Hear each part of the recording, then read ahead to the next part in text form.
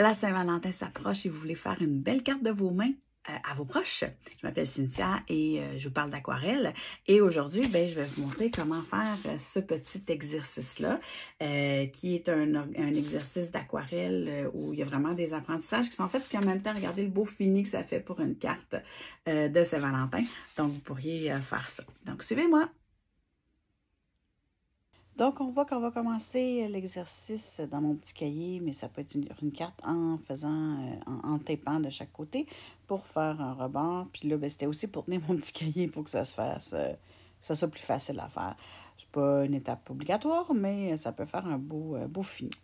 Ensuite, je vais prendre de la couleur avec beaucoup d'eau. Donc, pour faire, vous voyez, je commence par humidifier mes couleurs. Puis après ça, je vais faire un petit rose très pâle. Donc, je vais délayer du rose dans beaucoup d'eau et je vais l'appliquer partout sur ma feuille. Puis, ensuite, on va laisser sécher pour faire la deuxième partie. Fait que c'est une étape qui demande soit de la patience, soit un outil de séchage. Donc, une fois que c'est séché, je prends un petit crayon plomb. Vous pouvez prendre un crayon rouge ou rose ou la couleur de votre fond aussi. Et je vais faire des cœurs. Là, cette fois-ci, je vais faire des plus petits cœurs, un plus gros dans le bas, mais vous pourriez les faire de la grosseur que vous voulez.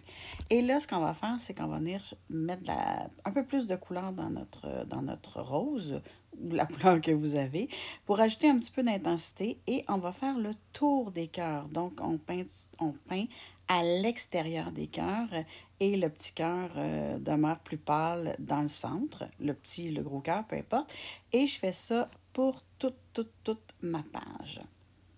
Par la suite, je vais ensuite effectivement faire sécher cette deuxième étape-là, ce qui est bien important, et je vais recommencer exactement la même chose pour la troisième étape. Donc, je refais des cœurs et cette fois-ci, vous voyez, je les place derrière les cœurs qui existent. Donc, pas par-dessus, mais vraiment derrière. J'en fais plusieurs. Là, vous voyez, je les ai fait plus gros un petit peu que la première fois pour qu'ils s'empiètent bien. Puis, il y en a là, que je fais dépasser comme du cadre.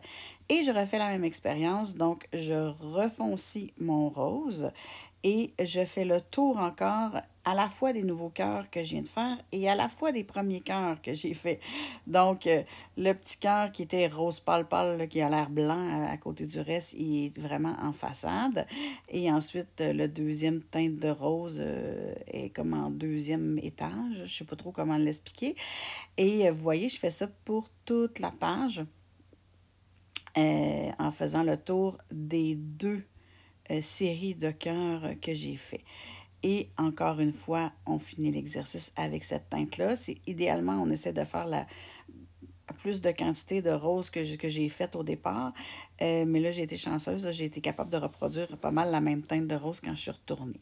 Et ensuite, même chose, on retourne faire sécher. Et on peut recommencer à faire l'expérience pour une troisième fois. Donc, c'est important vraiment de bien sécher entre les couches, par exemple, parce que là, l'exercice, c'est vraiment de faire des étages et non des mélanges de couleurs. Donc, encore avec mon crayon, je retrace des cercles derrière les deux premières séries de cercles que j'ai fait. Il y en a que, vous voyez, je fais dépasser du cadre là, sur le tape.